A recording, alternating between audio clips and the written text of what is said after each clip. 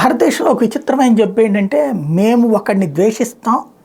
మేము ఎవరిని ద్వేషిస్తామో వాడు దేన్ని ప్రేమిస్తే దాన్ని మేము వ్యతిరేకిస్తాం అనేటువంటి ఒక విచిత్రమైనటువంటి. భారతీయ జనతా పార్టీ పువ్వు కమలం కాబట్టి కమలాన్ని ద్వేషిస్తా పువ్వుగాళ్ళు అని మాట్లాడేవాళ్ళు. మరి వాళ్ళ పెళ్ళాలు పువ్వులు పట్టుకుంటారు లేదా, వాళ్ళ ఇంట్లో గుళ్ళల్లో పూజలకు పువ్వులు వాడతారో లేదో తెలియదు. మరి పువ్వుగాళ్ళు లేకపోతే కమలం గాళ్ళు అంటే కమలాకాయ వీళ్ళు తింటున్నారో లేదో తెలియదు. మరి లేకపోతే భారతీయ జనతా పార్టీ కమలం అన్నారు కాబట్టి అది కమలం అంటే కమలం పువ్వు, కమలకాయ కూడా అనుకుని అది కూడా ఏమైనా తినరేమో. అది ఒక వికృతమైనటువంటి స్టేజ్లోకి వచ్చేసింది. ఇప్పుడు తాజాగా అందులో ఇంకోటి నరేంద్ర మోడీ ఏదంటాడు, టూరిజం అంటే వీళ్ళందరూ అదే ఉంది, అది ఒక యజమా అని మాట్లాడతారు.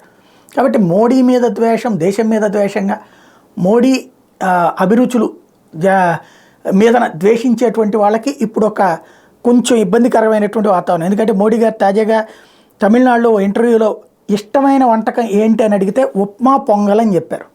ఆయన ఉప్మా పొంగల్ అని చెప్పారు. కాబట్టి ఇకపైన ఉప్మా తినేవాళ్ళు, పొంగల్ తినేటువంటి వాళ్ళందరూ కూడా కమలాయిగాళ్ళు లేకపోతే పువ్వుగాళ్ళు అని ఏమన్నా విమర్శిస్తారని తెలియదు.